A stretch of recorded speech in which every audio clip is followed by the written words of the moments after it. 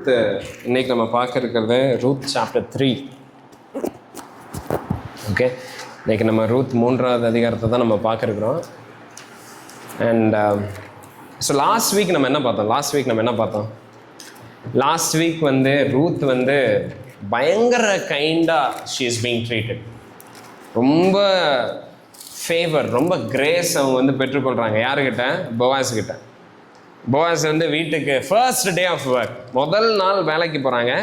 And என்ன எடுத்துகிட்டு வராங்க? கிட்டத்தட்ட 18 to 20 கிலோ பார்லியை வந்து எடுத்துகிட்டு வராங்க வீட்டுக்கு, ஃபர்ஸ்ட் டே ஆஃப் ஒர்க்கில். ஓகே, ஒரு மரக்கால்னு போட்டிருக்கு. அண்ட் நவோமி வந்து பயங்கரமாக ஷாக் ஆகிடுறாங்க, சர்ப்ரைஸ் ஆகிடுறாங்க. என்னடா லைக் ஃபர்ஸ்ட் டேல யார் இவ்வளோ இரக்கத்தை உனக்கு காட்டினது ரூத் அப்படின்னு சொல்லி ரூத்துக்கிட்ட விசாரிக்கிறப்போ, அண்ட் ரூத் என்ன சொல்கிறாங்க? I went to the field of Boaz. போவாஸோடைய காட்டில் தான் நான் வந்து வேலை செஞ்சேன் அப்படிங்கிறாங்க. அண்ட் இம்மீடியட்டாக ரூத்துடைய மைண்டில் என்ன ஆகுது? Hope fills her heart. அவங்களோட இருதயத்தில் என்ன ஆகுது? She is filled with hope. நம்ம வேதவசனத்தில் ரூத் புத்தகத்தில் நம்ம ஃபர்ஸ்ட் சாப்டரில் நம்ம என்ன பார்த்தோம்? ரூத் எப்படி வந்தாங்க பெத்லஹேமுக்கு? என்னை மாறான்னு கூப்பிடுங்க, நான் வெறுமையாக வந்திருக்கிறேன். ஆண்டவர் வந்து என் மேலே ஏன்னா அவர் என்ன பண்ணியிருக்கிறார்? அவர் என்னை கிளேசப்படுத்தி இருக்கிறார் அப்படின்னு வந்து சொல்கிறாங்க. கரெக்ட். ஸோ அவ்வளோ ஒரு வெறுமையான சூழ்நிலையில் ரூத் வந்து வராங்க. ஐ மீன் லைக் நவோமி வராங்க, நவோமியோட ரூத்தும் வராங்க. நவோமிக்கு எந்த எதிர்பார்ப்புமே கிடையாது பெத்லஹேம். ஓகே, அண்ட் ரொம்ப ஒரு என்னோடய லைஃப்பை ஜஸ்ட்டு நான் ஓட்டிக்கலாம், நான் மேனேஜ் பண்ணிக்கலாம் அப்படின்னு சொல்லி தான் அவங்க வந்து வராங்க. பட் போவாஸுங்கிற ஒரு வேர்ட், ஜஸ்ட் அந்த நேம், போவாஸுடைய காட்டில் நான் வேலை செஞ்சேன்னு சொன்ன உடனேயே ரூத்துடைய இருதயத்தில் ஒரு புதுசாக துளிர் விடுற மாதிரி, ஒரு புது லைஃப் இருக்கிற மாதிரி அப்படிங்கிற அந்த மாதிரி அவங்க வந்து உணர்றாங்க. ஓகே, ஏன்னா அவங்க ரூத்துக்கிட்ட போவாஸை பற்றி சொல்கிறாங்க. போவாஸை பற்றி என்ன சொல்கிறாங்க? நீ போய் வேலை செஞ்ச நபர் யாரோ ஒரு நபர் கிடையாது. Ruth is not a random man, is not just any guy in Bethlehem. யாரோ ஒருத்தன் ஜஸ்ட் ரேண்டமாக நீ ஏதோ ஒரு காட்டில் போய் வேலை செஞ்சேன்னு நினச்சிக்காத. அதுக்கு அவங்க ஒரு வேர்டை யூஸ் பண்ணுறாங்க. என்னது? He is a kinsman redeemer. தமிழில் வேர்ஸ் 20 2வது அதிகாரம் 20வது வருஷத்தில் என்ன போட்டிருக்குது? அவன் நமக்கு நெருங்கின உறவின் முறை, நம்மை ஆதரிக்கிற சுதந்திரவாளின்னு இருக்குது. பாருங்க, ஒவ்வொரு தடவையும் நான் கின்ஸ்மன் ரெடீமராக இந்த மாதிரி நான் சொல்லிட்டு இருக்க முடியாது. அதனால ஹீப்ரூவில் அதனுடைய வேர்டு என்ன தெரியுங்களா? கோவல். ஸோ ரூத் வந்து என்ன சொல்கிறாங்க போவாஸ் கிட்ட? போவாஸ் உனக்கு, ஐ மீன் நவமி சொல்கிறாங்க ரூத்து கிட்ட, போவாஸ் யாருன்னு தெரியுமாம்மா உனக்கு? He is our goel. அவன் நம்மளுடைய நெருங்கின உறவின் முறை, நம்மளை ஆதரிக்கிற சுதந்திரவாளிங்கிற ஒரு டேர்மை வந்து யூஸ் பண்ணுறாங்க. இப்போ இது என்னது? What is this? கோவல்னா என்ன? லைக் அப்படி என்ன லைக் ஹோப்பை வந்து தருது நவோமிக்கு? அப்படி என்ன சந்தோஷத்தை தர்ற ஒரு உறவின் முறை இது? ஏன்னா எலிமெலேக்கு கண்டிப்பாக உறவினர்கள் இருந்திருப்பாங்க. ஒரு பெத்லஹேம் ஊரான எலிமெலேக்குன்னு நம்ம பார்க்குறோம் சாப்டர் 1. ஸோ சொந்த ஊரில் இருக்கிறாங்க, நிறைய ரிலேட்டிவ்ஸ் இருக்கிறாங்க. But what is so special about Boaz? போவாஸை பற்றி அப்படி என்ன ஸ்பெஷலாக இருக்குது பாருங்க. போவாஸ் வந்து ஆல்ரெடி நான் சொன்ன மாதிரி ஹீ இஸ் அ கோவல். அவர் வந்து ஜஸ்ட் ஒரு ரிலேட்டிவ் மட்டும் கிடையாது, ஹீ இஸ் அ ரெடீமர். அவர் ஆதரிக்கிற சுதந்திரவாளி. சுதந்திரவாளி என்ன தெரியுங்களா? ஸோ யார் இவங்க அப்படின்னா, ஆண்டவர் வந்து இந்த இன்ஸ்டிடியூஷன் ஆஃப் ஃபேமிலியை ரொம்ப ஹையாக ரிகார்ட் பண்ணார். இன்றைக்கும் அவர் அப்படி தான் அதை ரிகார்ட் பண்ணுறார். Family is a very very important இந்த சைட் ஆஃப் காட்.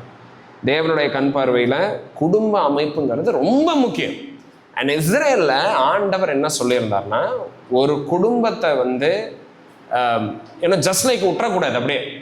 ஓகே, ஒவ்வொரு குடும்பத்தை மெயின்டைன் பண்ண வேண்டியது, அந்த குடும்பத்தினுடைய அந்த வம்சம் தொடர வேண்டியது, அதனுடைய பொறுப்பு எல்லாத்துக்குமே இருக்குது. அதை என்ஷூர் பண்ண வேண்டியது அந்த வீட்டில் இருக்கிற எல்லாத்துக்குமே. ஸோ இந்த கோவலுங்கிறவங்க யார் அப்படின்னா, ஒரு கணவனுடைய வீட்டில் முக்கியமான நெருங்கிய சொந்தக்காரர். ஓகே, அவங்க தான் கோவல். ஸோ ஒரு கணவனுக்கு வந்து ஏகப்பட்ட சொந்தக்காரங்க இருப்பாங்க. பட் அதில் சில முக்கியமான உறவு முறைகள் இருக்கிறாங்க. ஏன்னா அவங்களுடைய வேலை என்ன தெரியுங்களா? ரொம்ப நெருங்கிய முக்கியமான உறவு முறைகளுக்கு அந்த நபர்களுக்கு என்ன பொறுப்பு இருக்குதுன்னா, அந்த வம்சத்தினுடைய பேர் தொடர்ந்து நிற்கணும். ஸோ அவங்களுக்கு இருக்கிற 4 பொறுப்பு பாருங்களேன். லேவியராகமம் 25வது அதிகாரம் 25வது வசனத்தில் அவங்களுடைய ஃபர்ஸ்ட் ரெஸ்பான்சிபிலிட்டி அங்கே நம்ம பார்க்கணும். வசனம் என்ன சொல்லுதுன்னா, உங்கள் சகோதரர் தரித்திரப்பட்டு தன் காணியாட்சியிலே சிலதை விற்றால் அவன் இனத்தான் ஒருவன் வந்து தன் சகோதரன் விற்றதை மீட்க கடவன் அப்படின்னு சொல்லி ஒன்று. கோயலுடைய ரெஸ்பான்சிபிலிட்டி என்ன தெரியுமா? ஆதரிக்கிற சுதந்திரவாளின்னு இருக்குதுல்ல, அவங்களுடைய வேலை என்ன தெரியுங்களா? இந்த கோயல், இந்த முக்கியமான நபர் குடும்பத்தில் இருக்கிறவங்க, அவங்களுடைய வேலை என்ன? ஒரு வேளை யாராவது சொந்தக்காரங்க ரொம்ப அடிமை, ரொம்ப வறுமையில் இருந்து அவங்களுடைய சொத்தையெல்லாம் வித்துட்டாங்கன்னு வைங்களேன், இந்த கோயல் என்ன பண்ணணும்னா போய் அந்த வித்த சொத்தையெல்லாம் வந்து மீட்டெடுத்து அந்த குடும்பத்துக்கே வந்து தந்துடணும். அதாவது அந்த குடும்பத்தினுடைய நேம் வந்து கண்டினியூ ஆகணும், அதுக்காக வந்து தந்துடணும். ஓகே. ஸோ ஏன்னா பாருங்க, இஸ்ரேல் வந்து 12 கோத்திரத்துக்கு நடுவில் பிரிக்கப்பட்டிருந்துச்சு எல்லா இடமும். அண்ட் ஆண்டவர் ஒவ்வொரு கோத்திரத்துக்கும் ஒவ்வொரு இடத்த வந்து தந்திருந்தார், அலாட் பண்ணியிருந்தார். அண்ட் அந்தந்த குடும்பம் அந்தந்த கோத்திரத்தில் இருக்கிற அந்தந்த குடும்பத்துக்கிட்ட அந்த லேண்டெல்லாம் இருக்கணுங்கிறது ஆண்டவருடைய டிசைன். ஸோ ஆண்டவர் வந்து எல்லா நிலங்களும் அந்தந்த குடும்பத்துக்கிட்ட இருக்குங்கிறது ஆண்டவருடைய சித்தமாக இருந்ததுனால கோவல்ங்கிற நபர்கள் அந்த பொறுப்பை வந்து அவங்க வந்து எடுத்துக்கிட்டாங்க. ஸோ அவங்களுடைய ரெஸ்பான்சிபிலிட்டி, ஆண்டவர் வந்து அவங்களுக்கு தந்த ரெஸ்பான்சிபிலிட்டி அது. So to buy back the property, to redeem it. And ரெண்டாவது ரெஸ்பான்சிபிலிட்டி என்ன தெரியுங்களா? கோவலுக்கு இருக்கிற ரெண்டாவது ரெஸ்பான்சிபிலிட்டி என்னன்னா, லேவியர் ஆகமம் 25வது அதிகாரம் 48வது வசனத்தில் நம்ம பார்க்குறோம். இன்னொரு ரெஸ்பான்சிபிலிட்டி என்னன்னா, ரொம்ப வறுமையின் நிமித்தம் ரொம்ப கடன்பட்டு தன்னைவே அடிமையாக வித்துட்டாங்கன்னு வைங்களேன். ஏன்னா ஓல்டு அந்த டைமில் ஏன்ஷியன் டேஸில் வந்து அப்படி ஒரு காரியம் இருந்துச்சு. என்கிட்ட எதுவுமே தர்றதுக்கு இல்லை அப்படின்னா சரி நீ வா அப்படின்னு கூப்பிட்டு போயிடுவாங்க. ஓகே, தங்களையவே அடிமையாக வித்துருவாங்க. ஸோ யாராவது சொந்தக்காரங்க தங்களையவே அடிமையாக விற்று யாருக்கிட்டையாவது அடிமையாக இருக்கிறாங்கன்னா, கோயலுடைய வேலை என்னன்னா, அந்த நபர் வந்து அடிமைத்தனத்தில் இருக்கிற நபரை மீட்டெடுக்கணும். ஸோ சொத்தை வந்து மீட்டெடுக்கணும், அண்ட் நபர்களை, அடிமைத்தனத்தில் இருக்கிற நபர்களை மீட்டெடுக்கணும், தன்னுடைய சொந்தத்தில் இருக்கிற நபர்களை மீட்டெடுக்கணும். அண்ட் மூணாவது ரெஸ்பான்சிபிலிட்டி என்ன தெரியுங்களா? என்னாகமம் 35வது அதிகாரம் 12வது வசனத்தில் இருக்குது. இன்னொரு முக்கியமான ரெஸ்பான்சிபிலிட்டி என்னன்னா, அவன் பழி வாங்குகிறவனா இருக்கிறான். He is the avenger of blood. அதாவது என்ன அர்த்தம்னா, பாருங்க, சொந்தக்காரங்கள யாராவது மறிச்சிட்டாங்கன்னு வைங்க, அவங்களுக்கு நியாயம் வாங்கி தர்றது. அதாவது அவங்க கொல்லப்பட்டிருக்கிறாங்க, அவங்க வந்து அவங்கள ஏதோ ஒரு விதத்தில் மர்மமான விதத்தில் மறிச்சிருக்கிறாங்க அப்படின்னா ஜஸ்ட் வந்து விட்டுறக்கூடாது. அது என்னன்னு விசாரிச்சு அண்ட் அது கொலை செய்யப்பட்டிருக்கு அப்படிங்கிற பட்சத்தில் கொலைகாரனுக்கு தண்டனையை, நியாயமாக கிடைக்க வேண்டிய தண்டனையை வாங்கி தரணும். அதாவது கேஸை வாதாடி அவங்க வந்து நியாயத்தை வந்து வழங்குறத என்ஷூர் பண்ணணும் கோயல். ஓகே. ஸோ பாருங்க, மறுபடியும் என்னென்ன ரெஸ்பான்சிபிலிட்டி? தொலைந்து போன சொத்தை மீட்டெடுக்கணும், அடிமைத்தனத்தில் விற்கப்பட்டவங்களை மீட்டெடுக்கணும், பழி வாங்குகிறவனாக இருக்கணும். அண்ட் ஃபைனலாக பாருங்கள், நாலாவது ரெஸ்பான்சிபிலிட்டி, நாலாவது பொறுப்பு என்ன தெரியுங்களா? உபாகமம் 25வது அதிகாரம் 5-6 வசனத்தில் நம்ம பார்க்கணும். இந்த லேபரேட் மேரேஜ்னு ஒரு கான்செப்ட் இருக்குது. இந்த வேர்டை ஞாபகம் வச்சுக்கோங்க. ஜஸ்ட் ரொம்ப காம்ப்ளெக்ஸான வேர்ட்ஸ் நான் ரொம்ப இன்ட்ரடியூஸ் பண்ணல. ஜஸ்ட் கோயலை ஞாபகம் வச்சுக்கோங்க, லேபரேட் மேரேஜை ஞாபகம் வச்சுக்கோங்க. லேபரேட் மேரேஜுங்கிறது என்னன்னா, ஒருவேளை ஆதரவற்ற விதவைகள் குடும்பத்தில் இருக்கிறாங்கன்னா அவங்கள திருமணம் பண்ணி அந்த வம்சத்தை வந்து தொடர செய்யணும். ஓகே, இந்த 4 ரெஸ்பான்சிபிலிட்டி இந்த கோயலுங்கிற நபருக்கு இருக்கு. ஸோ இந்த போயாஸ் வந்து யார் தெரியுங்களா? யாரோ ஒரு சொந்தக்காரங்க கிடையாது. Is not a random guy. பெத்லஹேமில் யாரோ ஒருத்தங்க எலுமிலைக்கு தெரிஞ்சவங்க கிடையாது. போயாஸ் வந்து இந்த பொறுப்புகளை உடையிற ஒரு நபர். Okay, so he has a responsibility towards Elimelech. போயாஸுக்கு ஒரு பொறுப்பு இருக்குது எலிமிலேக் மேலே, எலிமிலேக் கிட்ட. அண்ட் நவோமி வந்து போயாஸ் கிட்ட ரூத் வேலைக்கு போயிருக்கான்னு சொன்ன உடனே இப்போ நவோமியுடைய மைண்டில் என்ன தெரியுங்களா? ஒரு புது ஒரு ஒரு ஒரு ஜாய் வருது. ஓகே, எல்லாமே முடியல, அப்போ there is still more. என்னுடைய வாழ்க்கை முடிஞ்சதுன்னு நினைச்சேன். பாருங்க, இஸ்ரேலைட்ஸுக்கு வந்து தன்னுடைய குடும்பத்தினுடைய பேர் அழியுதுங்கிறது தேவனுடைய கோபாக்கனை அந்த குடும்பத்து மேலே இருக்கிறதுக்கு சமம். ஏதோ சாபக்கேடு மாதிரி அது. அண்ட் ஆண்டவர் ப்ராமிஸ் பண்ணப்பட்டிருக்கிற அந்த இடம் இருக்குது பார்த்தீங்களா, ப்ராமிஸ் லேண்ட், கானானில் இஸ்ரவேல் ஜனங்க அதில் பங்கை இழந்துருவாங்க. ஸோ ஒன்ஸ் வந்து குடும்பம் வந்து இல்லை அப்படின்னா அந்த வம்சத்துக்கு என்ன இல்லை, அந்த ப்ராமிஸ் லேண்டில் பங்கு கிடையாது. தேவன் வந்து வாக்குத்தத்தம் பண்ணப்பட்ட தேசத்தில் அவங்களுக்கு இனி என்ன இல்லை, இனி அவங்களுக்கு பங்கு கிடையாது. அண்ட் இது ரொம்ப சென்டிமெண்டல். ஜூவிஷ் பீப்புளுக்கு வந்து இஸ்ரேல் வந்து just a piece of land மட்டும் கிடையாது, அது வந்து ஜஸ்ட் ஏதோ ஒரு நிலம் மட்டும் கிடையாது. For them it is there identity. அவங்களுடைய முழு அடையாளம் இஸ்ரேலுங்கிறது. அவங்களுடைய என்டையர் அவங்களுடைய என்டையர் ஐடென்டிட்டி அதுதான். அதனால தான் இஸ்ரேலைட்ஸ் வந்து ஜூஸ் அத்தனோண்டு பேர் இருந்தாலும் அந்த அந்த லேண்டுக்காக அவ்வளோ நிற்கிறாங்க, அவ்வளோ டிஃபென்ஸு, அவ்வளோ அஃபென்ஸு, அவ்வளோ பிரச்சனையை எதிர்கொள்கிறாங்க.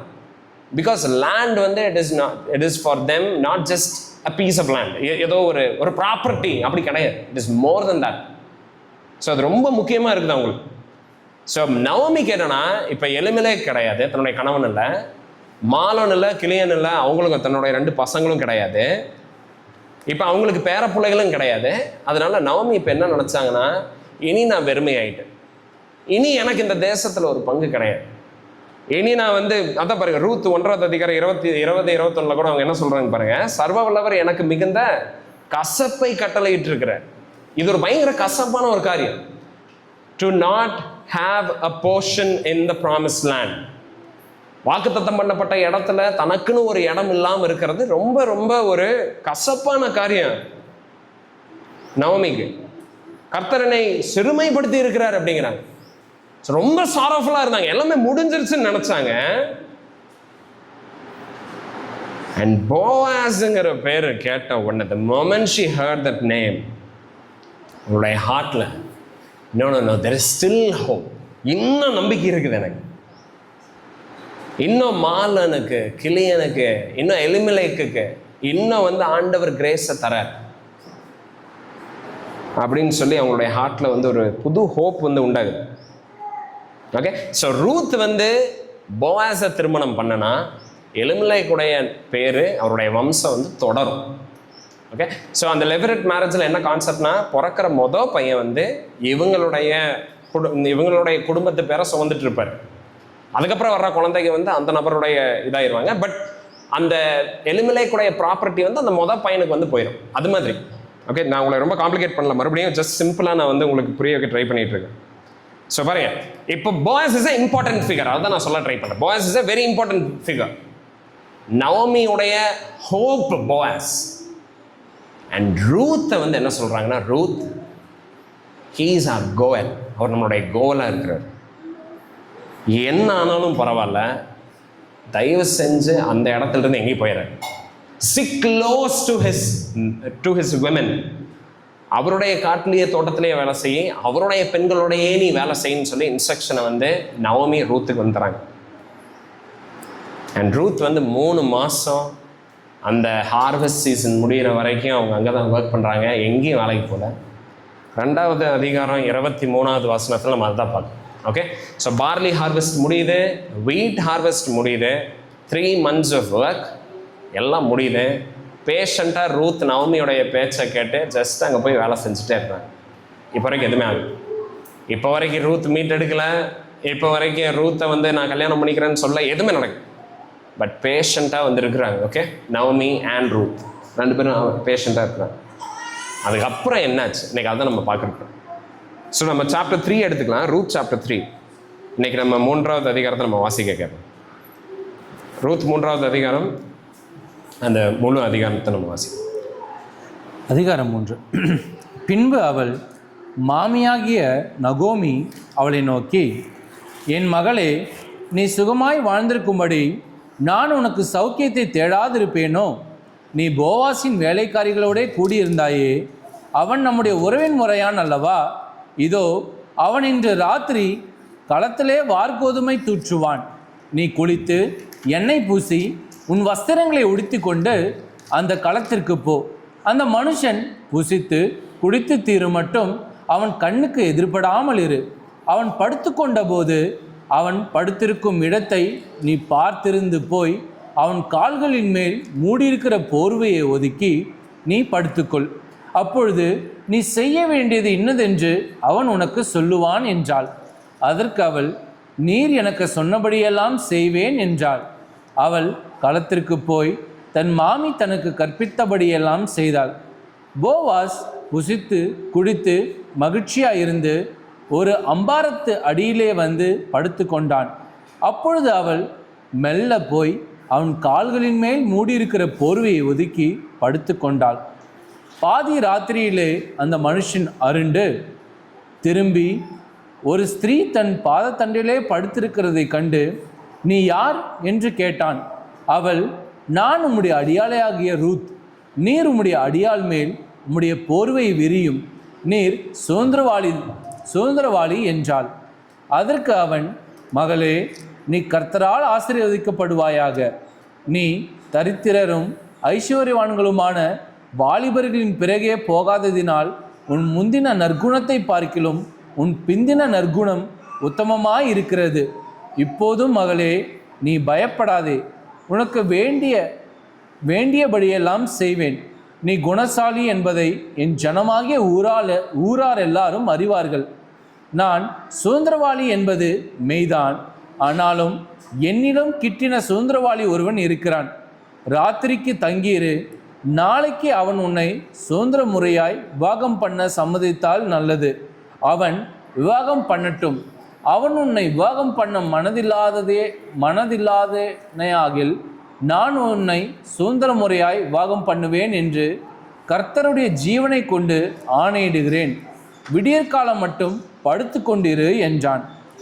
அவள் விடியற்காலம் மட்டும் அவன் பாதத்தடையில் படுத்திருந்து, களத்திலே ஒரு ஸ்திரீ வந்ததாக ஒருவரும் தெரிவிக்க வேண்டாம் என்று அவன் சொல்லியிருந்தபடியால் ஒருவர் முகம் ஒருவருக்கு தெரியாததற்கு முன்னே எழுந்திருந்தாள்.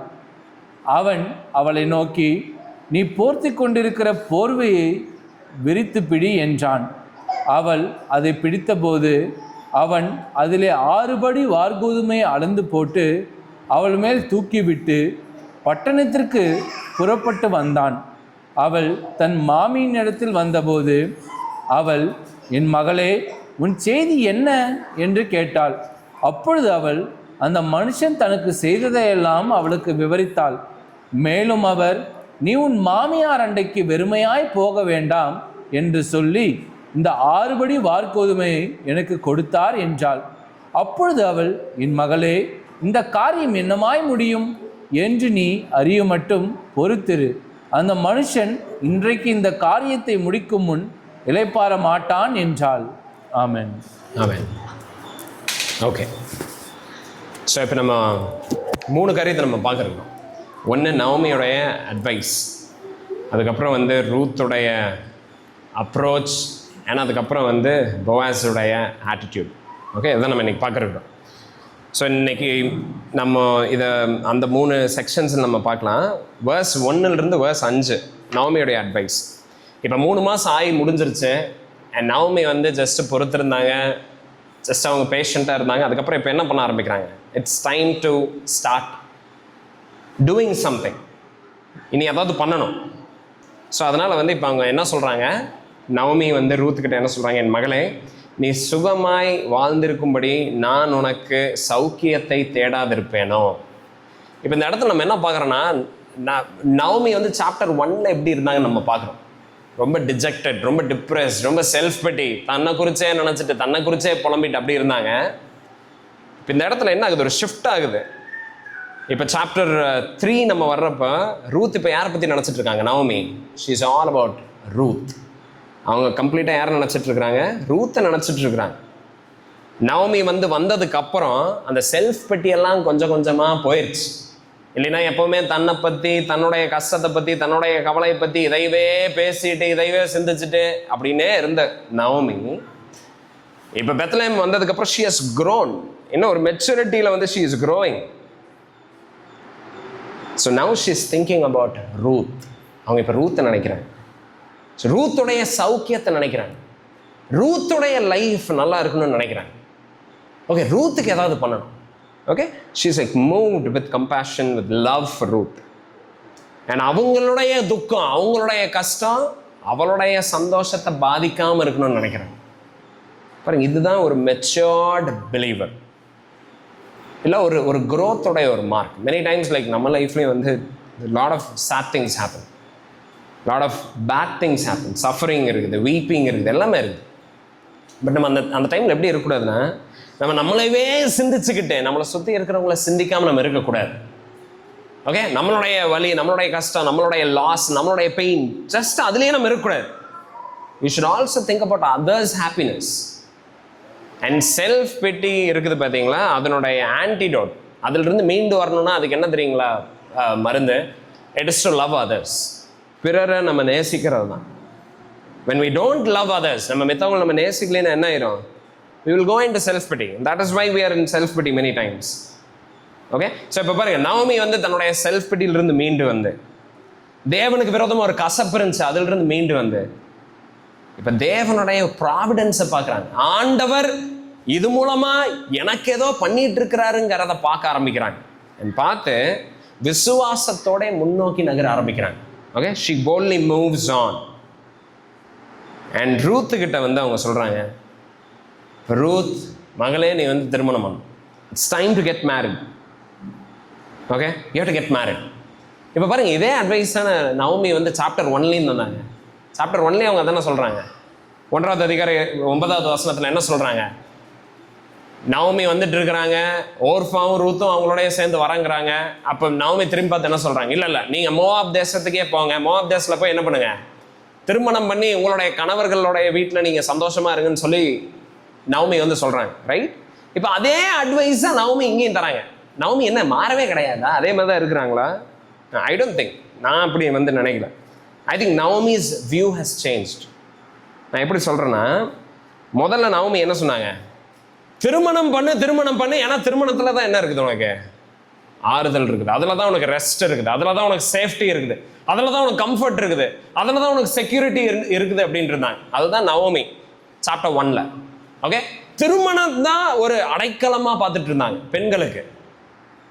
பட் இப்போ அவங்களுடைய ஷிஃப்ட் பாருங்க. ரூத்துக்கிட்ட என்ன சொல்றாங்க? போஆஸை திருமணம் பண்ணுங்கிறாங்க. So she has shifted from marriage, ஒரு செரிமனியிலிருந்து ஒரு பர்சனை பார்க்குறாங்க. இப்போ அவங்க யாரை பார்த்துட்டு இருக்கிறாங்க? போஆஸை பார்க்குறாங்க, மீட்பரை பார்த்துட்டு இருக்கிறாங்க. ஆனால் அதனால தான் அவங்க ரூத்துக்கிட்ட சொல்றாங்க, வேற எங்கேயுமே போயிடாத, ஜஸ்ட் போஆஸ் இருக்கிற இடத்துல நீ இரு. அண்ட் ஜஸ்ட் திருமணம் சந்தோஷப்படுத்துறது இல்லை, பட் மேரிங் டு போஆஸ். போஆஸை திருமணம் பண்றதுல தான் உனக்கு என்ன இருக்குது? சேஃப்டி இருக்குது, செக்யூரிட்டி இருக்குது, ட்ரூ ரெஸ்ட் அங்கே தான் இருக்குது அப்படிங்கிறாங்க. ஸோ புரியுதா? நவமியுடைய பார்வை அதே அட்வைஸ் தான், சேம் அட்வைஸ் தான். கெட் மேரிட் ரூத் அப்படின்னு தான் சொல்றாங்க. But Naomi she has grown. Naomi இப்போ புரிஞ்சுக்கிட்டாங்க, ஓகே, வெறும் மேரேஜ் ஒருத்தனை சந்தோஷப்படுத்துறது இல்லை, it is marrying the right person. In fact like இங்கே நம்ம கிறிஸ்டாலஜிக்கலாக நம்ம பேசணும்னா, கிறிஸ்து மீட்பரை பார்க்கறதுல தான் ஆக்சுவல் ஜாய் இருக்கு, வேற எதுலையுமே கிடையாது. ஸோ அதனால அந்த அட்வைஸை வந்து அவங்க ரூத்துக்கு சொல்றாங்க இந்த இடத்துல. ஓகே, ஸோ நவமி வந்து she has started seeing things spiritually. ஆவிக்குரிய ரீதியில் அவங்க பார்க்க ஆரம்பிக்கிறாங்க. உலகத்தை, காரியங்களை எல்லாத்தையும் அவங்க பார்க்க ஆரம்பிக்கிறாங்க. ஆவிக்குரிய ரீதியில் திங்க் பண்ண ஆரம்பிக்கிறாங்க. ஆவிக்குரிய ரீதியில் அவங்க வந்து she is giving advice. எல்லாமே ஆவிக்குரிய ரீதியில் வந்து Naomi is growing in spiritually. Okay, பாருங்க, இந்த இடத்துல எனக்கு என்ன ரொம்ப சந்தோஷம் அப்படின்னா, நவமி மாதிரி நம்ம இருக்கணும். as in போஆஸை வந்து திருமணம் நீ பண்ணும், போஆஸை நீ பிடிச்சிக்கோ, அதெல்லாம் சொன்னது யாரு?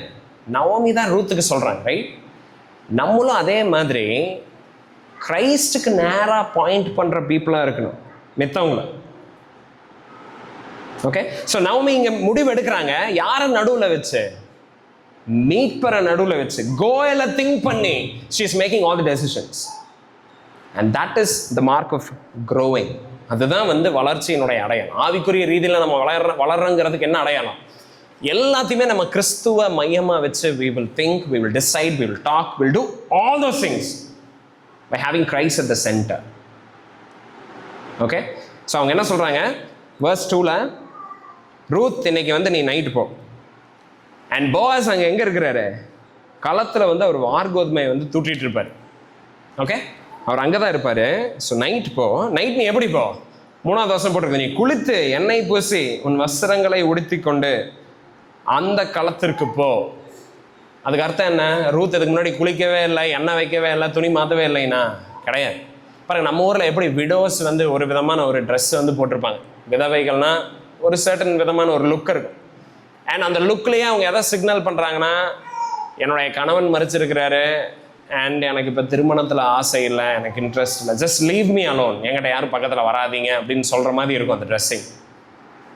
அண்ட் நவமி இங்கே சொல்கிறாங்க, see the time for mourning is over. Okay, துக்கப்பட்டு மௌன் பண்ணிட்டு இருந்த டைம் முடிஞ்சிருச்சு. ஓகே, now போவாஸுக்கு நீ எதை சிக்னல் பண்ணணும்னா, tell him that you are available for marriage, that you are ready for marriage, that you are open for relationship. அதனால் நீ என்ன பண்ண, அதுக்கு தகுந்த மாதிரி ட்ரெஸ் போடு. கிளாமரஸாக அர்த்தம் கிடையாது, பட் ஜஸ்ட் நீட்டாக B presentable.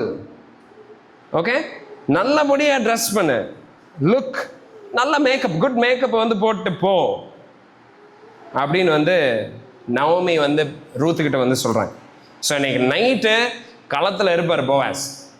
Go meet him, wear good dress, make sure that he understands that you are open for relationship. நீ திருமணத்துக்கு ஆயத்தமாக இருக்கிறீங்கிறத அவர் புரிஞ்சுக்கிற மாதிரி நீ ஆடையை அணிஞ்சிட்டு நீ போ. மறுபடியும் இது எந்த விதத்துலையும் செக்ஷுவலி ப்ரொவகேட்டிவ் லாங்குவேஜ் இங்கே கிடையவே கிடையாது. சில கமெண்டேட்டர்ஸ் அப்படியெல்லாம் எழுதியிருக்கிறாங்க, பட் நோ. ஓகே, ஏன்னா என்ன சொல்கிறாங்க 4வது வசனத்தில், நீ அப்படியெல்லாம் ட்ரெஸ் பண்ணிட்டு நீ போ, பட் பக்கத்தில் நீ எப்போ வரைக்கும் போகாத. எப்போ வரைக்கும் போகாதேன்னா, போவாஸ் நல்லா சாப்பிட்டு படுக்கிற வரைக்கும் நீ பக்கத்தில் போக.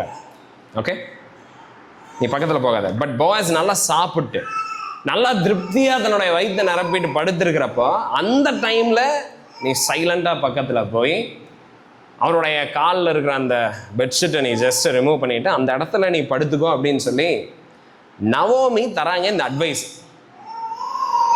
சில டைம் இது ஃபூலிஷாக நமக்கு இருக்கும், முட்டாள்தனமாக இருக்குது. நைட் டைமில் வசனம் சொல்லுது, புசித்து குடித்து, 3வது வசனத்தில் போவாஸ் வந்து புசித்து குடித்து தீர்த்து இருக்கிறாரு. Okay, his heart is merry ன்னு சொல்லி இங்கிலீஷில் இருக்கு. So he is drunk, fully drunk கிடையாது, but he is drunk. And night time அவர் ஒரு ஆம்பளையாக இருக்கிறாரு, ஃபுல் மேக்கப் பர்ஃப்யூம் எல்லாம் போட்டுட்டு ரூத்தை வந்து போக சொல்கிறாங்க இந்த நவமி. இது பெட்டு கிட்ட போக சொல்கிறாங்க. இதெல்லாம் பார்க்கறது நம்ம எப்படி இருக்குது, ஏன்னா ஃபூலிஷான அட்வைஸாக இருக்கிறேன்.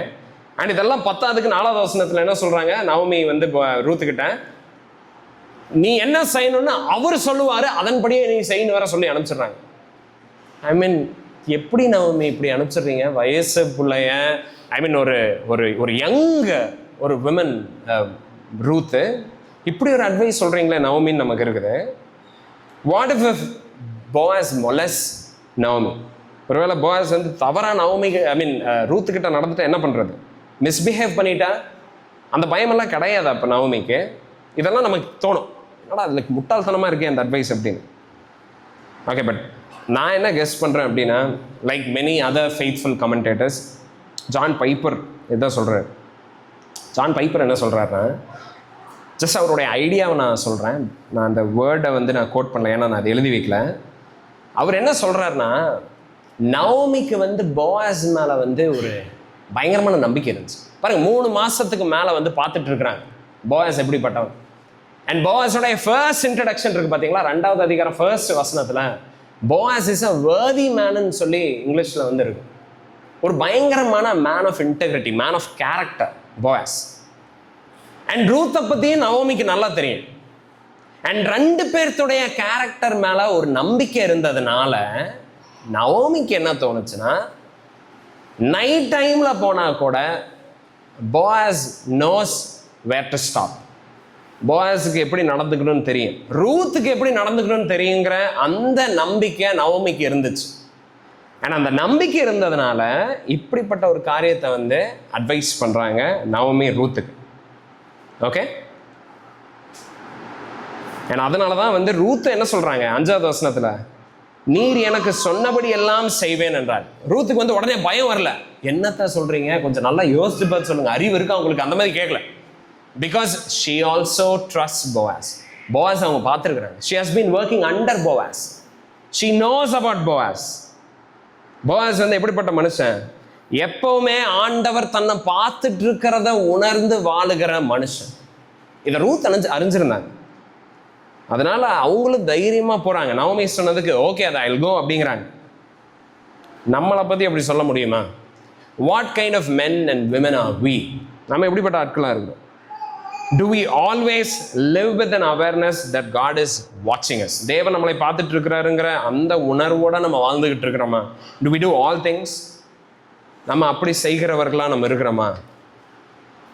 போவாஸ் அப்படிப்பட்ட நபரா இருந்தார். and ரூத் அதை நல்லா அறிஞ்சிருந்தாங்க. Ruth was not afraid,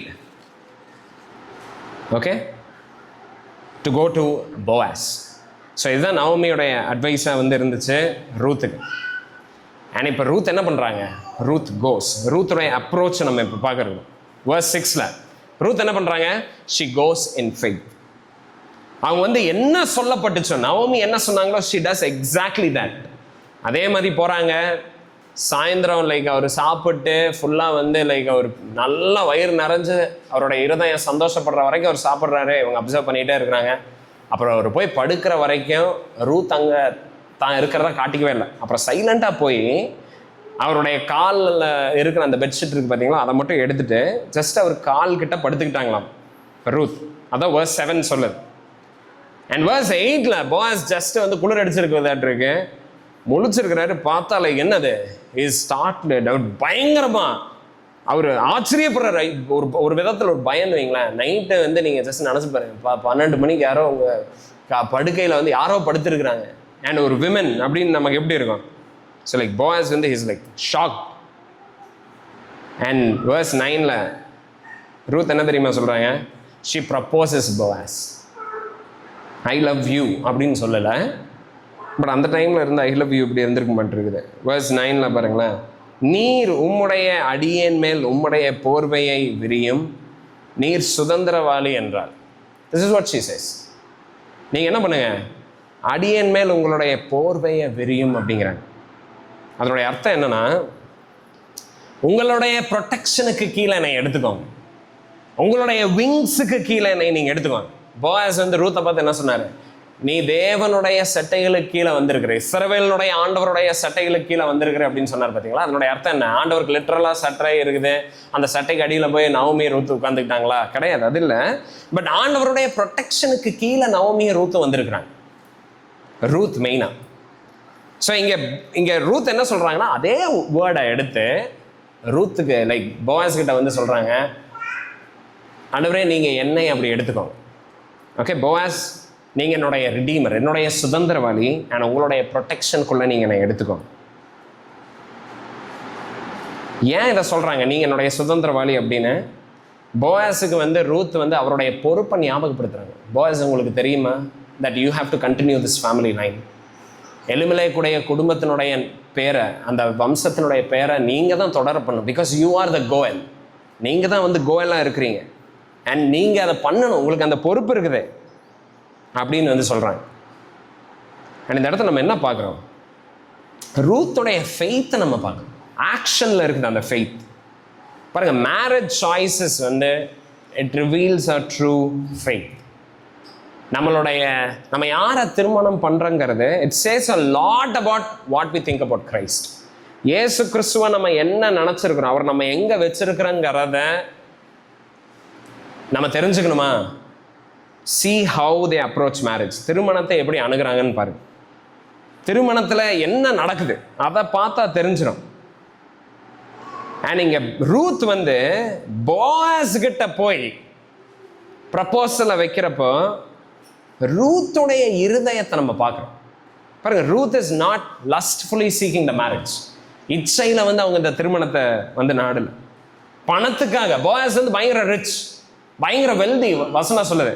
but அதுக்காக she didn't go and marry Boaz. Okay, in fact Boaz வந்து கொஞ்சம் வயசுல ரொம்ப மூத்தவர். ஆனால் அதையெல்லாம் பார்த்துட்டு ஐயா எனக்கு ஒரு செட் ஆகலை, மூஞ்சி எனக்கு பிடிக்கல, அந்த மாதிரி கிடையாது. பட் எதை பார்த்து அவங்க போய் போவாஸோடைய பாதத்தில் உட்கார்றாங்கன்னா, ஸோ அந்த பாதத்தில் உட்கார்றது எதை சிக்னிஃபை பண்ணுதுன்னா, ரூத் வந்து தன்னை வந்து சப்மிட் பண்ணுறாங்க. I submit to you, Boaz. என்னை திருமணம் பண்ணிக்கோங்க. I submit to you. Marry me.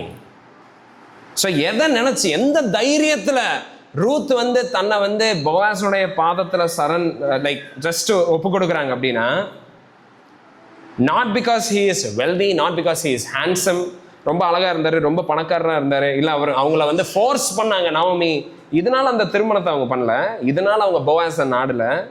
But எதனால் நாடினாங்க தெரியுமா? Because of a devotion to the Lord and his law. தேவனையும் அவருடைய வார்த்தையும் நேசிச்சதுனால ரூத் வந்து போவாஸை மேரேஜில் பர்சூ பண்ணுறாங்க. ஓகே, ஏன்னா லெவரேட் லா இருக்கு. நான் ஆல்ரெடி சொன்னேன்ல அந்த வார்த்தை. அந்த லெவரேட் லாவை வந்து கை கொள்றதுக்கு ரூத் வந்து தன்னை வந்து ஒப்பு கொடுக்குறாங்க. எலிமெலேக்குடைய குடும்பத்தினுடைய வம்சம் அந்த பேர் வந்து தொடர்றதுக்கு தன்னை ஒப்பு கொடுக்குறேன். ஸோ நவமிக்காக ஆல்ரெடி பல காரியங்களை விட்டுட்டாங்க, பலதை இழந்தவங்க வந்திருக்கிறாங்க. ஆனால் அவங்க என்ன சொல்ல, உனக்காக பண்ணதெல்லாம் போதும், இன்னி நான் எனக்காக கொஞ்சம் வாழ்ந்துக்கிறேன் அப்படின்னு சொல்லி அவங்க இல்லாமல் எல்லா காரியங்களையும் தேவனுக்கு பிரியமானபடி பண்ணணுங்கிறதுக்காக அவங்களுடைய மேரேஜ்லேயும் அதே காரியங்களை அவங்க பிரதானப்படுத்துகிறாங்க.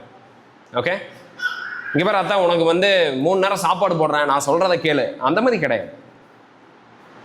பட் எங்கெல்லாம் ஆண்டவரை கனப்படுத்த முடியுமோ, ஆனர் பண்ண முடியுமோ, எஸ்பெஷலி இன் மேரேஜ், ரூத் வந்து அந்த ரிஸ்க் எடுக்கவே கிடையாது. ஸோ தேவனை கனப்படுத்துறதுக்காக she does the right thing. அவங்க சரியான காரியத்தை பண்ணுறாங்க. and what is the right thing? to go to the redeemer, மீட்பர்கிட்ட போகிறது. ஏன்னா நியாயமா சரியான காரியம் என்னன்னா, ஒரு மீட்பரை திருமணம் பண்ணுறது தான் ரூத்.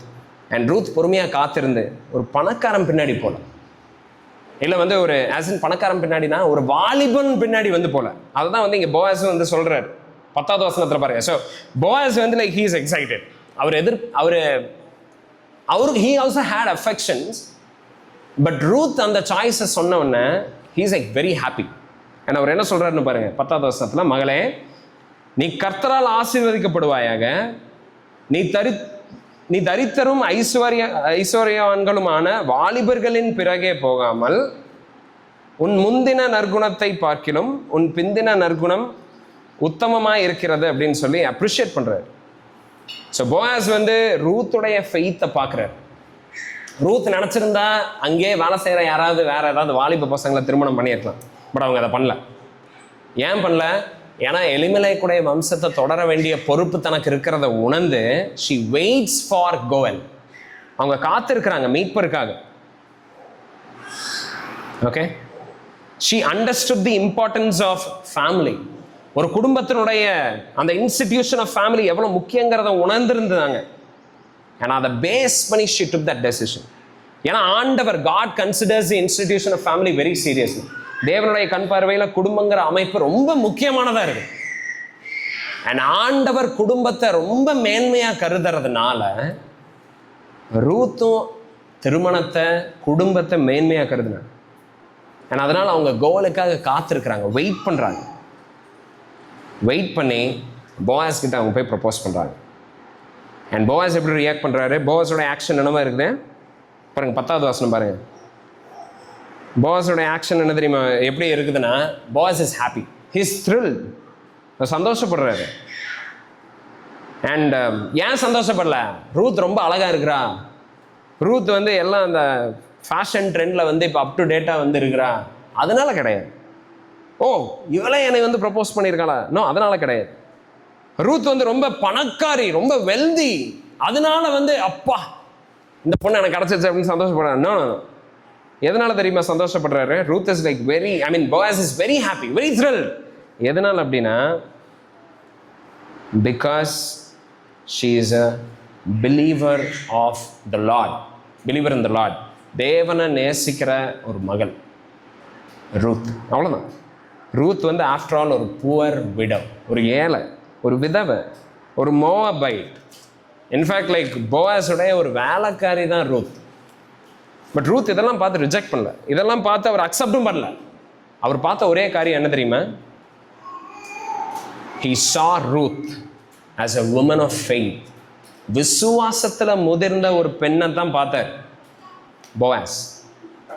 அண்ட் இதுதான் அவருடைய கண் பார்வைக்கு வந்து என்ன லைக் ரொம்ப பிடிச்ச ஒரு காரியமா இருந்துச்சு. அண்ட் பாருங்க, போவாஸ் ஆல்ரெடி கேட்டிருந்தாரு. 2வது அதிகாரம் 11வது வசனத்திலேயே நம்ம பார்க்குறோம், போவாஸ் ரூத்துடைய விசுவாசத்தை பற்றி கேட்டிருந்தார் ஆல்ரெடி. நவோமிக்காக எதையெல்லாம் விட்டுட்டு வந்தாங்க, அண்ட் இஸ்ரவேலினுடைய ஆண்டவரை பின்பற்றுறதுக்காக எதையெல்லாம் விட்டுட்டு வந்தாங்கங்கிறத ஆல்ரெடி ரூத்தை பற்றி போவாஸ் கேட்டிருந்தாரு. பட் பாருங்க, இந்த 3 மாசத்துல இங்க பெத்லஹேம்ல வேலை செஞ்சுட்டு இருக்கிறப்ப ரூத்துடைய கேரக்டர் டவுன் ஃபுல்லா ஸ்ப்ரெட் ஆயிருச்சு.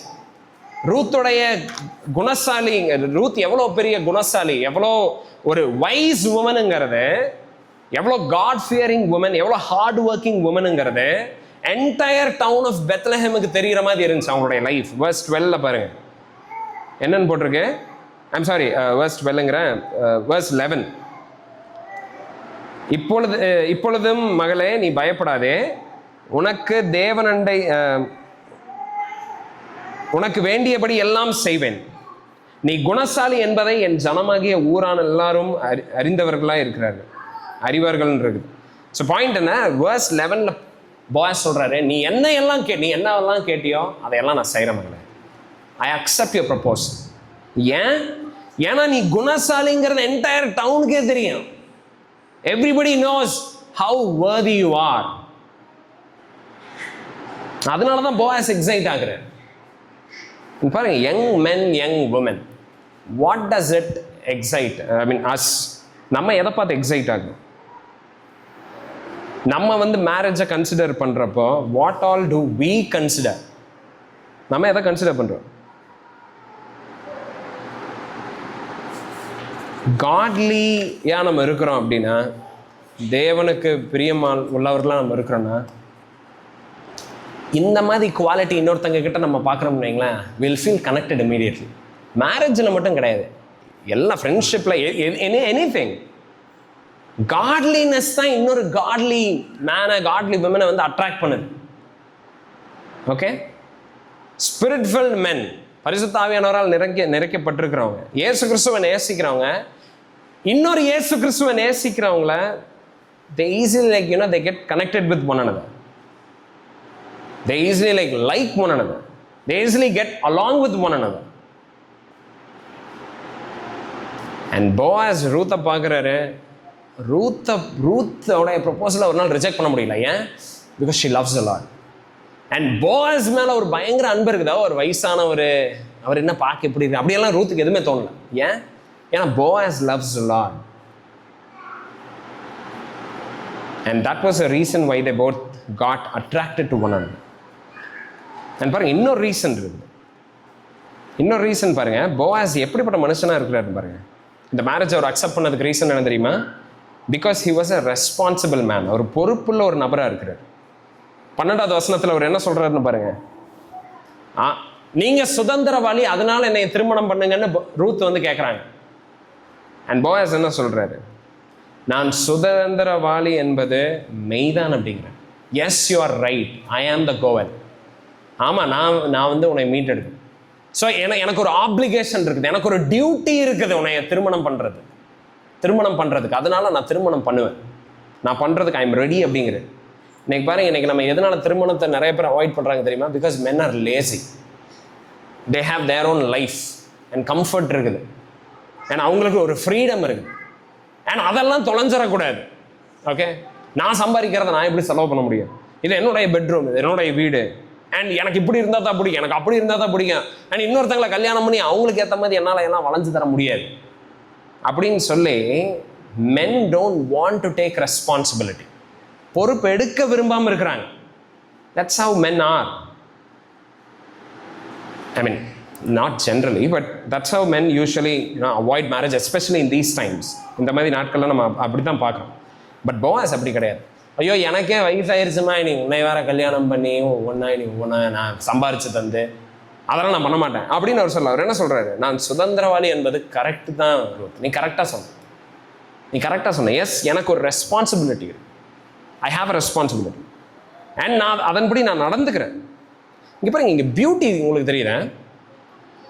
போவாஸ் இப்படி ரெஸ்பான்சிபிளாக இருந்ததுனால தான் ரூத் அவருடைய பாதத்தில் போய் படுக்கிறாங்க. she submits to Boaz. and Ruth இப்படி ஒரு சப்மிசிவா இருக்கிறதுனால தான், ஐம் சாரி, ஆக்சுவலாக நான் போவாஸ் ரூத்தை மட்டும் எடுத்துருங்க, நான் எழுதின லைனை மட்டும் நான் சொல்கிறேன். submit, like, so women submit when men take responsibility. Okay, women எப்போ சப்மிட் பண்ணுறாங்க? உங்களுக்கு வந்து என்னுடைய மனைவி நான் சொல்கிறத கேட்கணும் அப்படின்னு இருக்கா, அப்போ you know what you should do? You should take responsibility, spiritual responsibility, spiritual oversight in anything. எதுலையுமே வந்து ரெஸ்பான்சிபிலிட்டி எடுக்கணும். பட் மெயினாக இங்கே நம்ம என்ன பார்க்குறோம்? a spiritual responsibility. Spiritually responsible, if you're not willing to take that responsibility, don't expect women to submit. And at the same time, men take responsibility when women submit. ரெண்டுமே true தான். men எப்போ responsibility எடுக்கிறாங்க தெரியுமா? when women submit. So இது ரெண்டுமே same, I mean 2 sides of the same coin. women என்ன பண்ணும்? should submit. men என்ன பண்ணும்? should take responsibility. men வந்து லேசியாக இருக்கக்கூடாது. men லேசியாக இருந்தால் என்ன பண்ண மாட்டாங்க? women, they won't submit. and women submit பண்ணல, நான் சொல்கிறது தான் செய்யணும் அப்படின்னா men என்ன பண்ண மாட்டாங்க? they won't take responsibility, they won't lead. and இந்த இடத்துல நம்ம பார்க்குறோம், Boaz was a man who took responsibility. Boaz வந்து ஒரு பொறுப்புள்ள ஒரு நபர். and Ruth அதை பார்க்குறாங்க, she joyfully submits. பயம் இல்லாமல் கீழ்ப்படுகிறாங்க. திருமணத்தில் இன்னைக்கு அநேகர் வந்து மறுபடியும் பெண்கள் ஏன் திருமணத்தை அவாய்ட் பண்ணுறாங்க? ஐயோ இன்னொருத்தனை எப்படி நான் கல்யாணம் பண்ணுறது? ஏன்னா கல்யாணம் பண்ணால் அவனுக்கு நான் சப்மிட் பண்ணோம், அவன் கரெக்டாக நடத்துவானா நடத்தினேன்னு எனக்கு எப்படி தெரியும்? அந்த பயம் எப்போ இருக்காதுன்னா, கடவுளுக்கு பயந்துக்கிற ஒரு மனுஷன் நான் பார்க்குறப்போ அந்த மாதிரி பயம் வந்து கடவுளுக்கு பயந்துக்கிற இன்னொரு பெண்ணுக்கு வந்து இருக்காது. பிகாஸ் கடவுளுக்கு பயந்துக்கிற மனுஷன், he will take responsibility, he will lead, he will protect and he will provide. and அப்படிப்பட்ட நபருக்கு சப்மிட் பண்ணுறது such a joy, such an easy thing for women. So பாருங்க, ரெண்டுமே important. women submit to your husbands and men love your wife, lead them, protect them, provide for them, be responsible. okay, and பாருங்க, responsible men வந்து they don't act impulsively. அதாவது எடுத்தோம் கவுத்தோம் அப்புறம் உணர்ச்சி வசப்பட்டு எதையும் ஒன்று செய்யறது அந்த மாதிரி இருக்க மாட்டாங்க. பொறுப்புள்ள நபர்கள். ஸோ போயாஸ் வந்து he takes responsibility. ஆமாம் ரூத், நான் தான் கோயல். ஆமாம் ரூத், நான் தான் உன்னை நியாயமாக திருமணம் பண்ண, எனக்கு அந்த உரிமை இருக்குது, கரெக்ட். நான் உன்னை வந்து எலிமெலேக்குடைய வம்சத்தை நான் வந்து தொடரணும், எஸ் எனக்கு அந்த பொறுப்பு இருக்குது.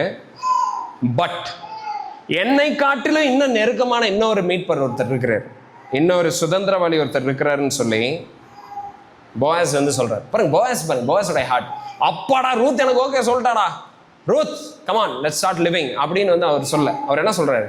ஓகே ரூத், நீங்கள் சொன்னது எனக்கு சந்தோஷம், I am also very happy.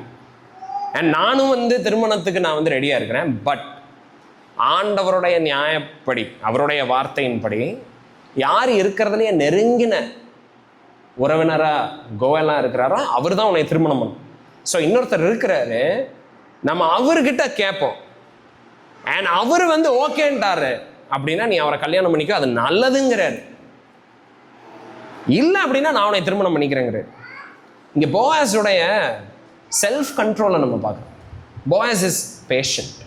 போயாஸ் leaves everything into God's hand. ஆண்டவரே உங்களுடைய சித்தம் நடக்கும் அண்ட் அதை வந்து நீங்கள் நடப்பிப்பீங்க. இப்போ பாருங்களேன், ஈசாவு யாக்கோபு எடுத்துக்கோங்க.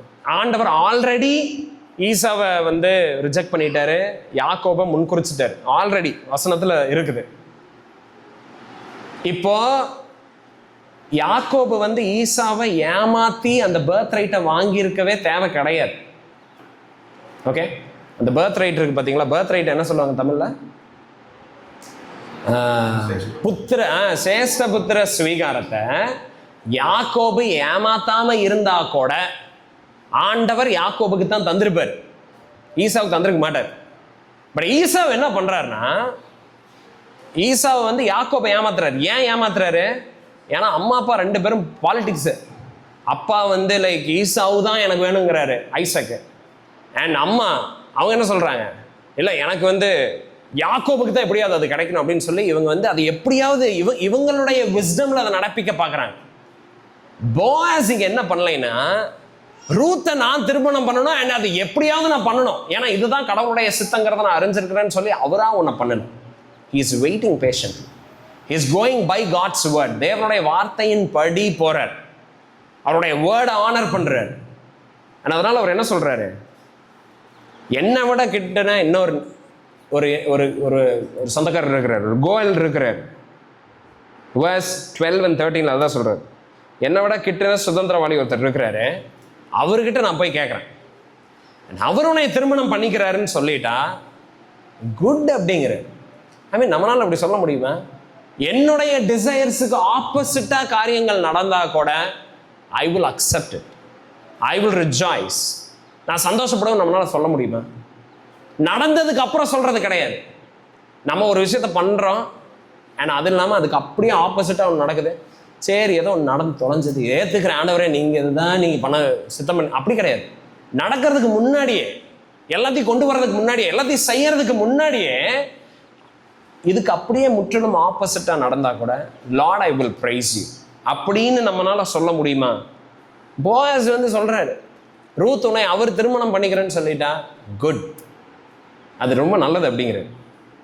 போயாஸுடைய ஐ மீன் ஆண்டவர் மேலே ட்ரஸ்ட் போயாஸுக்கு அப்படி இருந்துச்சு. ஆண்டவர் எனக்கு எது நன்மையோ அதை அவர் செய்வார், அவருடைய டைமிங்கில் அது செய்வார். And I will be patient. நான் வந்து எடுத்த கௌத்தன் எதையும் பண்ண போகிறது, நான் உடனே வந்து லைக் எப்படியாவது ரூத்தை வந்து என்னுடைய வசம் பண்ணுறதுக்கு நான் எதையும் நான் பண்ண போகிறது. I'm not going to use any shortcuts. No, I'm not going to do it. எப்போ பேஷண்டாக இருக்கிற, what a gentleman Boaz is. And இப்படிப்பட்ட போயாஸ் லைக் போயாஸுடைய கேரக்டர் தான். அதனால தான் வந்து ரூத் வந்து she is like feeling is submitting, she is like she wants to get married to Boaz. Okay, so Boaz என்ன சொல்கிறாரு ரூத்துக்கு, அதை சொன்னதுக்கப்புறம் என்ன இன்ஸ்ட்ரக்ட் பண்ணுறாருன்னா, சரிம்மா அப்போ நீ இங்கேயே படு, ஓகே, அண்ட் அதிகாலையில் வந்து யாரும் பார்க்கறதுக்கு முன்னாடி இங்கேருந்து கிளம்பிடு. ஏன் அப்படி சொல்கிறாரு? 14வது வசனத்தில் யாருக்கும் தெரிய வேணாம், எல்லாத்துக்கும் யாருக்கும் தெரியறதுக்கு முன்னாடி நீ போயிரு அப்படிங்கிறாரு. பாருங்க, this is how men should be. விமனுடைய ஆனர், அவங்களுடைய பேர், அவங்களுக்கு ஒரு அவப்பெயர் உண்டாகிற மாதிரி நம்ம நடந்துக்கூடாது. அண்ட் போயாஸ் வந்து ரொம்ப கேர்ஃபுல்லாக இருக்கிறார், ரூத்துக்கு ஒரு தப்பான பேர் வந்துடக்கூடாது. ஓகே, ரூத் நீ இந்நேரத்தில் வந்திருக்கிறேன், நான் உங்கள்கிட்ட இதை பற்றி பேசியிருக்கிறேன், நான் நாளைக்கு பேசுகிறேன், பட் இப்போ நீ யாரும் பார்க்கறதுக்கு முன்னாடியே போயிரு. What a responsible man. And verse 15 பாருங்க, சும்மா அனுப்பிச்சிடல ரூத்தை. அவர் என்ன பண்ணுறாரு, 6 படி வார்கோதுமையை வந்து 6 measures of barley, ஸோ கை நிறையா, ஐ மீன் பை நிறையா. ஸோ என்ன சொல்கிறாருன்னா, ரூத் உன்னுடைய ஷாலை காட்டு, இந்தா இதெல்லாம் எடுத்துகிட்டு போ வீட்டுக்கு, வெறுங்கையாக போகாத, மாமிக்கிட்ட மாமியாரை பார்க்க வெறுங்கையாக போகாத, போய் ஜஸ்ட் வந்து லைக் சாட்டிஸ்ஃபை யுவர் செல்ஃப் அப்படின்னு சொல்லி ஃபில் பண்ணி சாட்டிஸ்ஃபை பண்ணி அனுப்பிச்சிடுறாரு. அண்ட் 17வது வசனத்தில் ஐ மீன் சாரி 17, 18 நம்ம என்ன பார்க்குறோம், ரூத் வந்து போகிறாங்க, நவோமியை பார்க்குறாங்க. நவோமியை பார்த்தோன்னா நவோமியோடைய ரெஸ்பான்ஸ் என்ன? கொஸ்டின். நவோமி லைக் ரூத் என்னாச்சு, வாட் ஹேப்பன், என்னாச்சு, நீ அப்டேட் என்ன, ஒத்துக்கிட்டானா, did he say yes or no அப்படின்னு கேட்குறாங்க. ரூத் சொல்கிறாங்க, அவர் இந்த மாதிரி பேசிட்டு சொல்கிறேன்னு சொல்லியிருக்கிறாரு, அண்ட் நான் போகிறப்போ என்னை வெறுங்கையை அனுப்பிச்சிடாமல் இந்த வார்கோதுமையை உங்ககிட்ட தர சொல்லி அனுப்பிச்சிட்டாருன்னு சொல்லி ஜஸ்ட் சொல்கிறேன். நவமி இதெல்லாம் பார்க்குறாங்க. நவமி வந்து போவாஸை பார்க்குறாங்க, ரூத்தை பார்க்குறாங்க, 2 பேர்த்தோடைய பேஷன்ஸை பார்க்குறாங்க, ஃபெய்த்தை பார்க்குறாங்க. எல்லாத்தையும் பார்த்துட்டு நவமி என்ன சொல்கிறாங்க, அந்த மனுஷன் இன்றைக்கு இந்த காரியத்தை முடிக்கும் முன் இளைப்பாற மாட்டான்.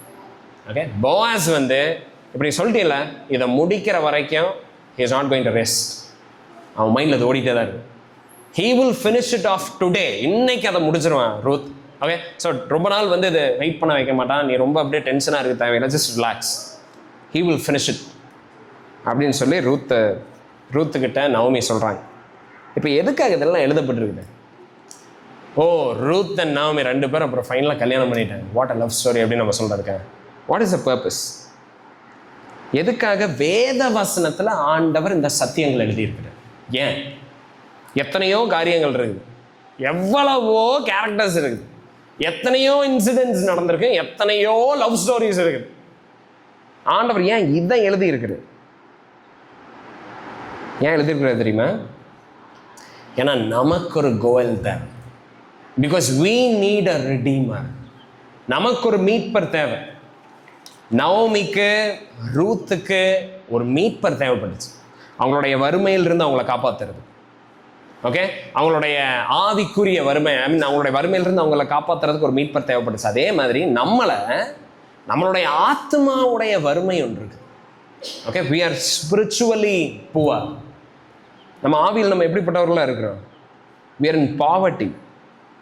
நம்மளுடைய ஆத்மா பாவத்துக்கு அடிமைப்பட்டிருக்குது. அண்ட் பாவத்தினுடைய சம்பளம் என்னவா இருக்குது? மரணமா இருக்குது. நம்மளுடைய ஆத்மா மரிச்சிருக்குது. ஓகே, ஸோ நம்மளும் அடிமைத்தனத்தில் இருக்கிறோம். நம்மளுடைய ஆத்மா கொல்லப்பட்டு இருக்குது. நம்ம தரித்திரத்தில் இருக்கிறோம். அண்ட் நம்மளுடைய ஆத்மாக்கு ஒரு ரெஸ்ட் கிடையாது, ஒரு கம்ஃபர்ட் கிடையாது, ஒரு ப்ரொடெக்ஷன் கிடையாது, ஒரு கேர் கிடையாது. ஸோ ரூத்துக்கு திருமணம் ஆகாம she was vulnerable. யாருனாலும் அவங்கள என்ன வேணாலும் பண்ணலாம், அது மாதிரி ஒரு சூழ்நிலையில் இருந்தாங்க. அண்ட் நவோமி ஒரு திருமணத்தை நாடுனாங்க ரூத்துக்கு, ஒரு ப்ரொடெக்ஷனுக்கு, ஒரு கேருக்கு, ஒரு கம்ஃபர்ட்டுக்கு. அதே மாதிரி நம்மளுடைய ஆத்மாவும் இந்த கோவல் இல்லாம, மீட்பர் இல்லாம, பாவத்துல இருக்கிற நமக்கு, நம்மளுடைய ஆத்மாக்கு என்ன தெரியுமா? இல்லை ரெஸ்ட் இல்லை, கம்ஃபர்ட் இல்லை, ப்ரொடெக்ஷன் இல்லை, கேர் இல்லை. எப்படி ஒரு பிள்ளை இல்லாத விதவை எப்படி ஆதரவற்ற நிலைமையில் இருக்கிறாங்களோ அதே மாதிரி நம்மளுடைய ஆத்மா இருக்கு. அண்ட் நவோமி மாதிரி நம்மளுடைய எதிர்காலம் பிளீக்கா இருக்கு, கிரிம்மா இருக்கு, டார்க்கா இருக்குது. Our future is dark. இதே நிலையில நம்ம தொடர்ந்தோம்னா, நம்மளுடைய ஆத்மா இதே நிலையில தொடர்ந்துச்சுன்னா, we don't have any hope. எப்படி நவோமி சொல்றாங்க, ஐ மீன் லைக் நவோமிக்கு எப்படி இருந்திருக்கும்? இஸ்ரவேல்ல ஆண்டவர் வாக்குத்தத்தம் பண்ணப்பட்ட தேசத்துல தனக்கு ஒரு இடம் இல்லைங்கிறத அவங்களுக்கு எவ்வளவு கஷ்டமா இருந்துச்சு. அதே மாதிரி நமக்கும் தேவனுடைய வாக்குத்தத்தம் பண்ணப்பட்ட புது எருசலேம்ல நமக்கு இடம் கிடையாது. இதே நிலையில் நம்ம தொடர்ந்தோம்னா, மீட்பர் இல்லாத நிலையில நம்மளுடைய ஆத்மா இதே நிலையில் இருந்துச்சுன்னா, our future is dark and grim. But நமக்கு ஒரு குட் நியூஸ் இருக்குது. குட் நியூஸ் என்ன அப்படின்னா, we have a redeemer. நமக்கு ஒரு கோல் இருக்கிறார், நம்மளை ஆதரிக்கிற ஒரு சுதந்திரவாளி இருக்கிறார். Jesus Christ is that redeemer. இயேசு கிறிஸ்து தான் அந்த மீட்பர். அண்ட் இந்த மீட்பருங்கிற வார்த்தை இதில் இருந்தா வந்திருக்குது. இயேசு நம்மளுடைய மீட்பர் நம்ம சொல்றோம்ல. போவாஸ் ரூத்துடைய ஸ்டோரி அங்க இருக்கிறதே எதுக்குன்னா, to show us how important redeemers are, how important the word redeemer is, how important the man redeemer is. Okay, so இயேசு கிறிஸ்து மட்டும்தான் நம்மளைய இப்படிப்பட்ட சூழ்நிலையிலிருந்து மீட்க வல்லவராக இருக்கிற ஒரே நபர், அவர் மட்டும்தான். அண்ட் யாரெல்லாம் இந்த கிறிஸ்துவை பர்சனலாக அப்ரோச் பண்ணுறாங்களோ, சீக் பண்ணுறாங்களோ, அவங்க மீட்கப்படுவாங்க. ரூத் எப்படி போவாஸை தேடி போனாங்க? தனிமையில், ரைட்? பர்சனலாக அவங்க தேடி போகிறாங்க. அவர் அங்கே அந்த த்ரெஷிங் ஃப்ளோரில் இருக்கிறாரு. But Ruth Naomi, I mean like போவாஸை தேடி போகிறாங்க நைட் டைம், பர்சனலாக. அதே மாதிரி மீட்கப்படுறதுக்கு நம்ம என்ன பண்ணணும் தெரியுமா? இயேசு கிறிஸ்துவ தனிப்பட்ட விதத்தில் நம்ம அவர் அறிஞ்சுக்கணும். நம்ம அவர்கிட்ட நம்ம போனோம், அவர்கிட்ட நம்ம ஆண்டவரே மீட்டெடுங்கன்னு சொல்லி நம்ம அவர்கிட்ட போனோம். அண்ட் நமக்கு என்ன இங்கே இருக்க தேவையில்லை அப்படின்னா, we need not be afraid. Oh, what if like Boaz rejects? Boaz reject பண்ணிட்டாருனா அப்படிங்கிற பயம் ரூத்துக்கு கிடையாது. அதே மாதிரி கிறிஸ்துகிட்ட நம்ம போகிறப்போ we need not be afraid. ஓ, நான் இவ்வளோ பெரிய பாவியாக இருக்கிறேன், என்னை இயேசு கிறிஸ்து என்னை ஏற்றுக்குவாரா? will he accept me? will he forgive me? அவர் என்னை மன்னிச்சுக்குவாரா? we need not be afraid. ஏன்னா போவாஸை விட ஒரு willing redeemer Jesus Christ. Boaz தன்னுடைய பொறுப்பை நிறைவேற்றுறதுக்கு எவ்வளோ ஆர்வம் உள்ளவராக இருந்தாரோ, அதை விட ஆர்வம் உள்ளவர் இயேசு கிறிஸ்து பாவிகளை மீட்கிறதுக்கு. ஐசாயா 51 அதிகாரம் 1வது வசனத்தில் நம்ம அதுதான் பார்க்குறோம். அவருடைய கரம் குறுகல, அவருடைய செவிகள் கேளாம கிடையாது. ஓகே, ஸோ நம்ம என்ன பண்ணணும்? we can go to him in faith. நம்ம விசுவாசத்தை கொண்டு அவர்கிட்ட நம்ம போகணும், நம்ம போகலாம். நம்மளும் அதே மாதிரி போகிறப்போ மறுபடியும் ரூத் எப்படி போகிறாங்க? நவோமி சொல்கிறாங்க, அவர் என்ன சொல்கிறாரோ அவர் செய் அப்படின்னு சொல்லி போனாங்களே. அண்ட் ரூத் அதுக்கு ப்ரிப்பேர் ஆகி போனாங்க. அதே மாதிரி நம்ம ஜீசஸ் கிட்ட ஒரு ஹம்பிள் சப்மிஷன்ல, ஒபீடியன்ஸ்ல, ஆண்டவரே நீங்க என்ன சொல்றீங்களோ ஐ வில் அக்செப்ட் தட். நீங்க என்னுடைய ஆண்டவரா இருங்க, என்னுடைய சுயத்தை நான் வெறுக்கிறேன், இனி எனக்கு பிரியமானதில்லை, உங்களுக்கு பிரியமானதை செய்ய நான் வரேன்னு சொல்லி நம்ம போற எல்லாத்தையும் இயேசு கிறிஸ்து மீட்க வல்லவரா இருக்கிறார். அண்ட் யார் அப்படி வராங்களோ அந்த நபர்களுக்கு இயேசு கிறிஸ்து தன்னுடைய நீதியை தராரு, தன்னுடைய நீதியை தராரு. அண்ட் அவருடைய விங்ஸுக்கு கீழே, அவருடைய சட்டைகளுக்கு கீழே நம்மளை வந்து அவருடைய ப்ரொடெக்ஷனுக்குள்ள நம்மளை எடுத்துக்கிறார். எப்படி வந்து ரூத்துக்கு வந்து போவாஸ் வந்து 6 measures ஆஃப் பார்லியை தந்ததை நம்ம பார்க்குறோம். 6 படி மார்க்கோதுமை தந்ததை நம்ம பார்க்குறோம்ல. அதே மாதிரி இயேசு கிறிஸ்து தன்னை நம்பி வருகிற ஜனங்களுக்கு தன்னுடைய நீதியை தந்து தன்னுடைய பரிசுத்த ஆவியையும் ஊத்திடுறார் அளவற்ற விதத்தில். Okay, so he gives us his spirit. அவர் நமக்கு தந்து நம்மளை சாட்டிஸ்ஃபை பண்ணி நம்மளை ரிடீம் பண்றார். அண்ட் இயேசு கிறிஸ்து தம்மை தேடுகிற ஜனங்களை மீட்காம அவர் ஓயவே மாட்டார். யாரெல்லாம் அவருடைய ஆடுகளா இருக்கிறாங்களோ அவங்க எல்லாத்தையும் மீட்டெடுக்கிற வரைக்கும் he will not rest. அவர் ஓய்வு எடுக்கவே போறது. போவாஸ் வந்து ரூத் சொன்னதை அன்னைக்கே முடிப்பார். அந்த கான்ஃபிடன்ஸ் நவமிக்கு இருந்துச்சு. ஏமா அவன் வந்து he will not take rest. நீ சொல்லிட்டீல்ல, போதும், அவ்வளோதான். யாரெல்லாம் ஆண்டவரே என்னை மன்னிங்க, என்னை ஏற்றுக்கொள்ளுங்க, என்னுடைய பாவங்களை கழுவுங்க, உங்களுடைய நீதியை தாங்க, யாரெல்லாம் அவரை நோக்கி கூப்பிடுறீங்களோ, remember he will not rest. உங்களுடைய ஜெபங்களுக்கு ஆண்டவர் பதிலளிக்கிறவராக இருக்கிறார். அப்படி இருக்கிற எல்லாத்தையும் அவர் மீட்க வல்லவராக இருக்கிறாரு, மீட் எடுப்பார். he will not rest till then. Okay, and Jesus இப்போ எங்கே இருக்கிறாரு? he is at the threshing floor. அவர் எங்கே இருக்கிறாரு? போரடிக்கும் களத்தில் இப்போ கிறிஸ்து இருக்கிறார். what